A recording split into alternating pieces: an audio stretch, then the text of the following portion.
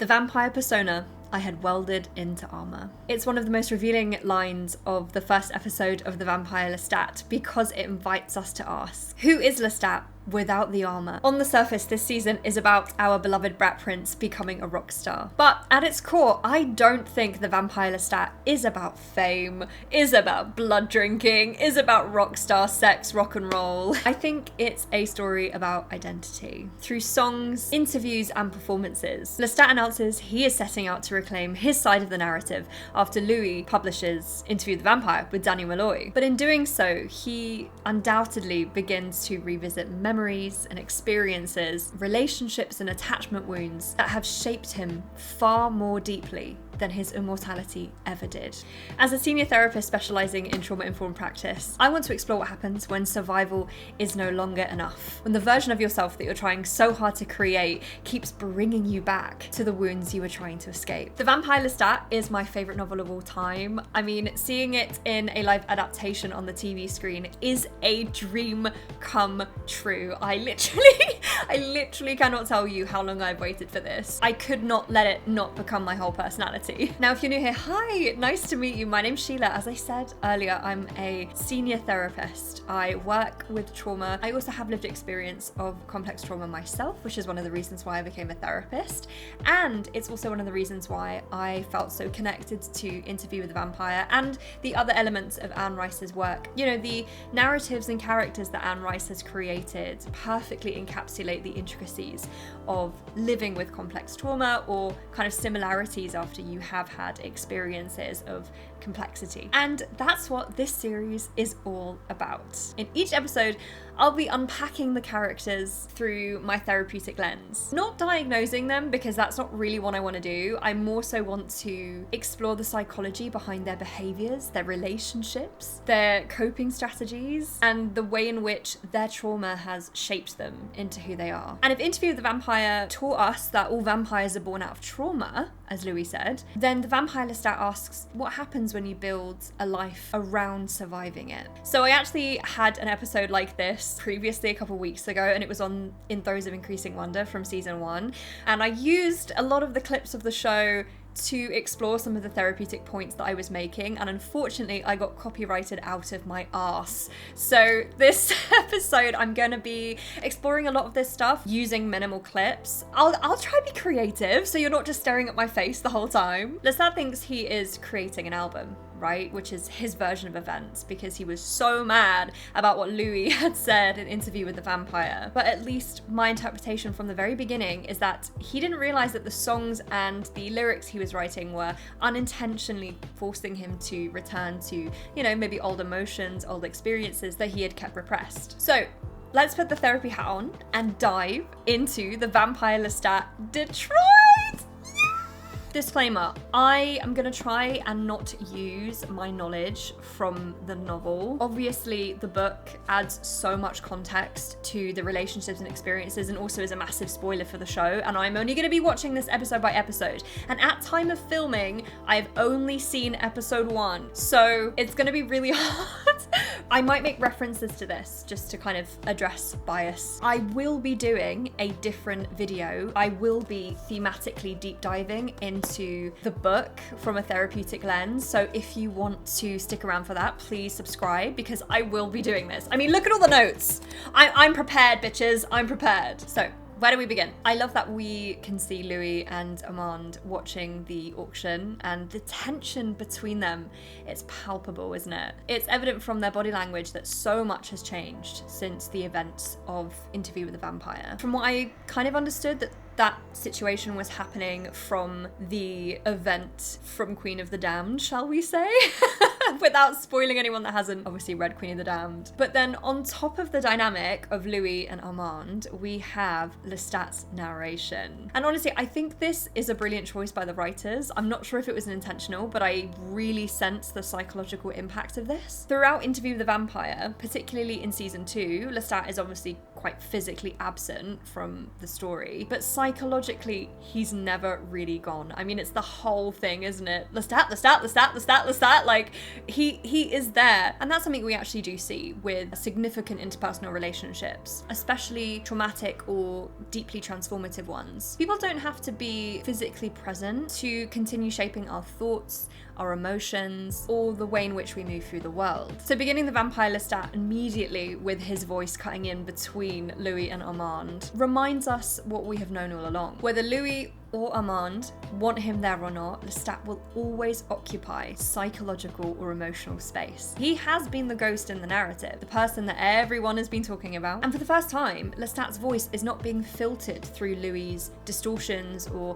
memory. We're finally hearing Lestat tell his own story. And it is very similar to the early chapter of the vampire Lestat because, you know, Anne Rice really gives him a lot of agency and self-autonomy in that first introduction chapter. I absolutely recommend reading it if you haven't. And I love the idea that what we're actually listening to is Lestat's voice from the recording of the record that's up for auction. It really grounds us back to Lestat needing agency and control, something that we will learn was deeply triggered by Louis's book. Through some of his early narration, Lestat describes his tour as hedonistic, and I find this such an interesting choice of word for himself. One thing we know about Lestat is that he has remarkable insight into some of the more difficult aspects of his personality. Like, he's not someone that seems absolutely oblivious to his flaws. He appears to be quite self-aware. And the way that I interpreted it was that he was already naming these flaws before anyone else could. And from a kind of therapeutic perspective, that could be a little bit of a defense mechanism, right? If I identify my flaws first, if I own them, if I exaggerate them, if I lean into them, even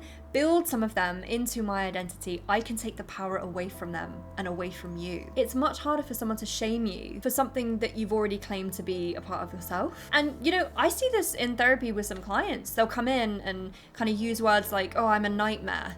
I'm so difficult. You know, it's a way of protecting yourself from things like rejection. It's almost saying, I'll judge myself before you even get a chance to. And I wonder whether Lestat does something similar here. He comes in so hot, doesn't he? He puts it all on the table. I'm a rock star and I'm terrible and I'm this and I'm that. He's obviously setting the terms of the conversation, and he's doing it in a way that takes control away from other people. And speaking of the tour, actually, there are other psychological insights that I found really interesting, especially when he's facing the crowd and he's talking about this guy. He's reflecting on not only how he sees himself, but how he connects to his fans. And he says the beautiful unwell. We know from Interview the Vampire that Lestat has always connected with the misunderstood, the ones that maybe feel a little bit on the outside. You know, Louis, for example, with his grief, and Nikki for his darkness, if you've read the books from a trauma-informed lens, that those with similar experiences of trauma can find each other, can feel connected to each other. Because we do find belonging in shared experience when someone really understands those kind of deeper, darker parts of us. And my interpretation straight away is that Lestat isn't just gathering fans, he is gathering like-minded communities. He's calling to those that feel alone, that feel misunderstood, and the whole aspect of him calling to the vampires as well, you know, the two that turn up in the crowd and he's kind of talking to them. This is also so significant because on the surface we're seeing the vampire Lestat, the Brat Prince, he's breaking the great laws, he doesn't give a fuck. He's announcing his name and he's also announcing that he's a vampire. And similarly in the book, I have to mention that Anne Rice talks a lot about Lestat singing to other vampires to reveal themselves. And this is such a wonderful therapeutic reflection because when we look at the impact of trauma and the types of emotions and beliefs it brings up, such as, you know, shame of oneself, feeling unlovable, or feeling like parts of you need to be deeply hidden under different identities, this means that we're, you know, kind of hiding parts of ourselves and hiding who we are. There was a psychoanalyst, Carl Jung, who spoke about something called the shadow self. So especially with individuals with trauma or adverse experiences in life, they're more likely to have repressed emotions or experiences or beliefs about themselves which are, you know, very negative,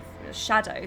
You know, for example, I'm unlovable or I'm ashamed of myself. And Jung theorized that we take all of these things that we don't want to face and we almost put them very repressed into a deeper part of ourselves. And then these come out and are projected onto people in different ways because we're not really dealing with them.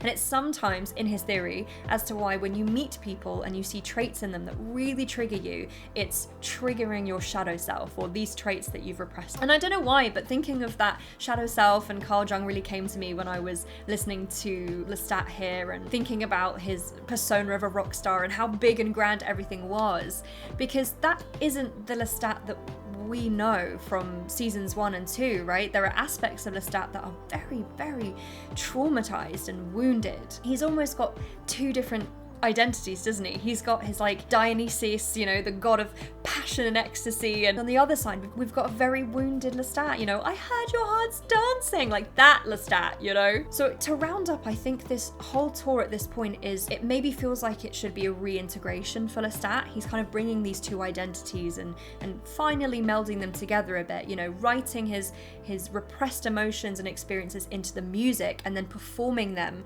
through the vampire Lestat persona to make them feel safer to manage. But you can't safely integrate all parts of you without reopening the old wounds. He doesn't want to hide. He doesn't want other vampires to hide. Rewriting the narrative that Louis wrote of him, he's basically saying, no, like, this is the real me. And speaking of revisiting, when Lestat is on his tour bus, he is messaging someone very mysterious. I know already that a few people would have read the texts in this scene and thought that it was Louis, but again, having read the book, there was something very telling that it was not Louis and that it was Gabrielle. In the books, Lestat and Gabrielle have probably the most psychologically complex relationship in the whole series. There is deep connection, but it also has been shaped by emotional neglect, intergenerational trauma, very blurred relational boundaries. As I said before, currently as I'm recording, I've only seen episode 1, so I don't know how they have started to explore the dynamic between Lestat and Gabrielle. From only what I've seen from the end of episode 1, I can kind of see where it's going. It was the "at least I'm thinking about you" text that he received back from this person, and the fact that the contacts were me and you, it just really reminded me of Lestat's pull for his mother's validation and affection, and Gabrielle's like consistent pushing away of it, you know. And that's what I find so poignant about Lestat. You know, he's centuries old. At this point, he's adored by thousands. He can stand on stage, declare himself as a god, and yet there's still a part of him reaching towards his mother, hoping she'll come, hoping that she'll see him, and hoping that this time she might choose closeness. You know, it's a reminder that we don't just seek love, we sometimes seek familiar love. Our nervous systems are often drawn back to the patterns that it recognizes, or, you know, attachment patterns that shaped us, even when those relationships are a source of pain or rejection, because familiarity can feel safer than uncertainty. And I wonder at this point if this is exactly what we're seeing with Lestat. It's not simply a son texting his mom, but someone who has spent centuries returning to an attachment wound, still hoping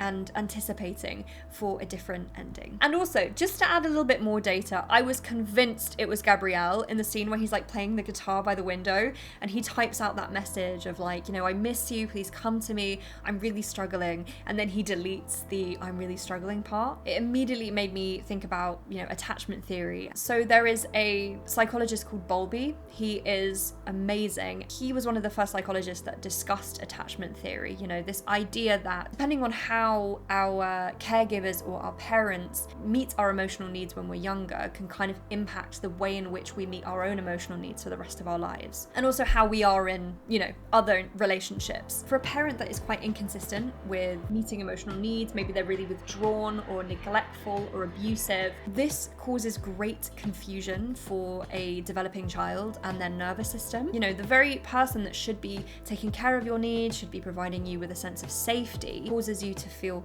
unsafe and uncertain. And this obviously opens up a world of consequences, but we are only in episode 1, and I'm hoping that I can dive into attachment theory much more deeply when we get to some of the later episodes when they start exploring Gabrielle and Lestat's relationship a bit more. But But I also want to reflect on our devil's minion, Daniel, who is now a sexy vampire. There has been a huge psychological shift at this point. And you know, he's still acting as this mirror for the individual that he's interviewing, which is now Lestat. Again, we must reflect Daniel's ability in not only asking Lestat or Louis in Interview the Vampire to recall what they remember, he challenges them on how they recall it and the inconsistencies that can happen with, you know, distortions in memory due to emotions, previous experiences. All these things impact how we recall our experiences. Speaking of that, Lestat makes a point to Daniel on the tour bus where he alleges that Daniel has transformational trauma, like from being turned into a vampire. I feel like an interpretation of this is Lestat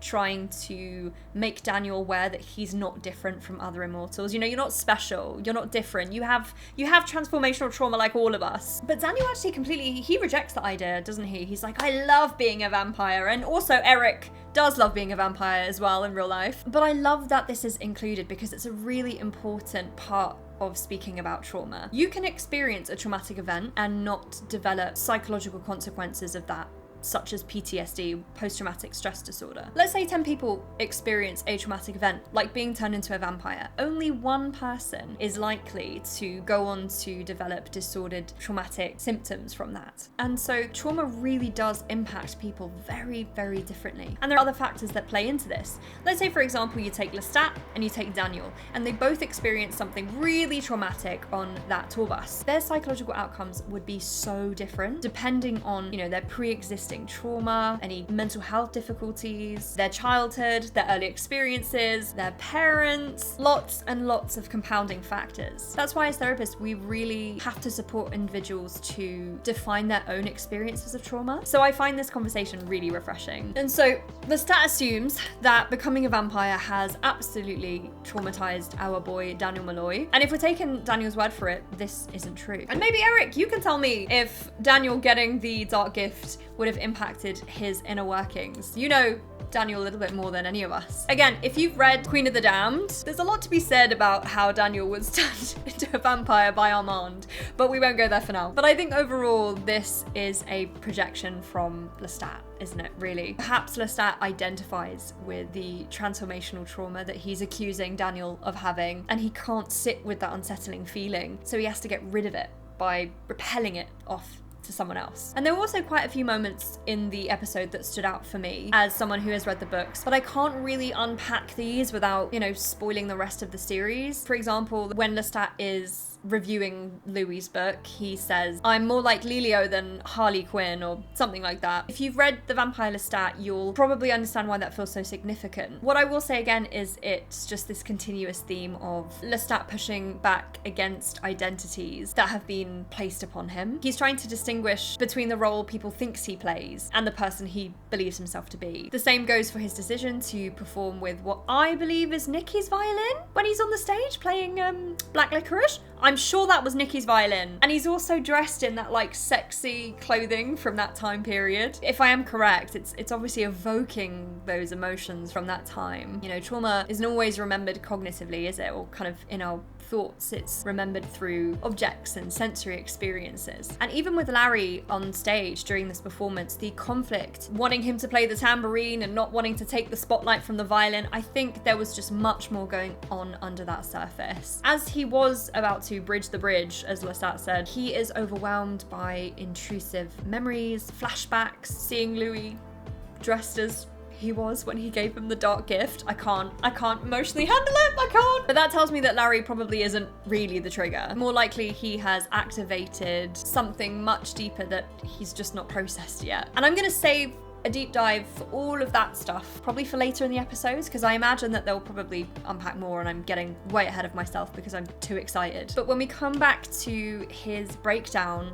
on the stage, he says that he had welded the vampire persona as armour and this was being waded away. I think this is probably the most important line from the first episode because it reframes everything that we've kind of just talked about and seen so far, doesn't it? Throughout the episode, Lestat has been pushing this identity of Lelio, or, the untouchable rock star, but he admits that the persona isn't really who he is. It was armour. it's something designed to protect him. If we really reflect on what Lestat has been doing through this episode, he has been performing his own life. Every song, every lyric, every object he chooses to carry on stage is connected to the memories and experiences that shaped him. You know, as a therapist watching him, you know, sing about these experiences, also play Nikki's violin on the stage, I was sitting there like, oh my god, this is honestly disaster waiting to happen. He's not putting on concerts, you know, very plainly. He is re-exposing himself to emotionally significant experiences from his life that he has never processed. We need to get Lestat into some EMDR. That's what I... And so we gotta talk about baby Jenks. Yes, we do. Pretty baby Jenks. And that whole scene of her being on the ceiling after he's like overdosing and they're talking to each other. In my interpretation of the scene immediately, she is Lestat's inner voice, isn't she? She is reflecting his repressed commentary that I probably think some of the kind of high that he was on was unleashing. I think she says, wolf killer, falls in love, gets the dark gift, falls in love, on and on and on and on, and then compares him to like clothes in a washing machine stuck on a spin cycle. And I think that encapsulates perfectly how Lestat probably feels at this time. We know that when you've experienced traumatic interpersonal relationships from a young age, it's common to kind of continue replaying those cycles, whether it's, you know, replaying unhealthy behavior, going to unhealthy relationships that are similar to what you experienced, or the other aspects of kind of unhealthy behavior that you develop to survive but don't really serve you. You know, this isn't because people choose this, you know, they don't want to keep suffering. They don't want to keep going through the same pain over and over again. It comes back to this idea of, one, you know, your nervous system recognizing familiar love, but two, your brain is trying to replay these patterns and cycles with hope that this time it'll end differently, that perhaps this person will stay, the person will choose us, or this relationship will finally disprove the beliefs that we developed about ourselves so long ago. And in cognitive behavioral therapy, which is what I do, we spend a lot of time talking about core beliefs. And these are deeply held beliefs that we have about ourselves and how we fit into the world around us. And I think Baby Jenks gave us a glimpse into one of Lestat's core beliefs. When Lestat says that he wants millions, billions of fans, and Baby Jenks says, and that will top off that heart of yours. What a beautiful line, because beneath all of that persona, she's pointing towards that core self. In my own clinical work, clients that have, you know, complex trauma describe carrying what almost feels like an emotional wound. And during imagery work, I often invite clients to try and materialize what that wound looks like to them. For some people, it's like sticky tar that is in their belly. For others, it's like a hot coal in their chest. And for others, it's a void or a pit of darkness. Of course, these images aren't literal, but imagery is a really powerful tool to support the brain in making sense of an emotional wound that can feel very confusing and very consuming. And often the wounds present a profound sense of disconnection, of not belonging, or a deeply ingrained belief that something is wrong with me. And looking at Lestat through that lens, I wonder whether he carries a wound very much like this, and this is what Baby Jenks is pointing to. A wound that he tries to repeatedly fill with fame and admiration and romantic love and sex. The difficulty is that attachment wounds don't tend to heal through external validation. They require something much deeper. Safely revisiting the pain, understanding where those beliefs come from, and gradually responding to ourselves with compassion. You know, the compassion that perhaps we didn't experience when those wounds were being created. Ultimately, healing often involves processing the relationship or relationships that contributed to those wounds in the first place. And I think this is a really great place to round off towards the final few scenes of the first episode. Lestat's catharsis when Gabrielle comes through the door. Now, I have very strong opinions about Gabrielle. I know a lot of people watching the show are gonna have controversial opinions about the blurred lines in their relationships. That is something we will come to. But right now, I'm just talking about Gabrielle as a mother. As a caregiver, I have very, very strong opinions on how she let Lestat down, but I wonder if this is exactly where the vampire Lestat is taking us. If Interview the Vampire asked whether all vampires were born out of trauma, perhaps the vampire Lestat is asking us what happens when you're forced to return to the relationship where that trauma first started to take shape. Because this episode wasn't really about becoming a rock star, even though I enjoyed watching it. It was a man who believed that he was reclaiming his story, only to discover that every song, every performance, and every memory was leading back to the same place. Back to the person whose love he has spent centuries searching for. Thank you so much for watching that. I hope you enjoyed my first breakdown. I really had to just be not too deep because there was so much that I could say already, and I was like, hold on, I need more data. I need to watch some of the other episodes. I'm sure that's going to develop some of my formulations. If you really enjoyed this and you want to join me in watching the other episodes and exploring them through a therapeutic lens, then please subscribe, please comment, please let me know what your thoughts are about the first episode. What were your questions when you watched it? What were your theories about what was going to happen? I want to know everything. See you later. Bye!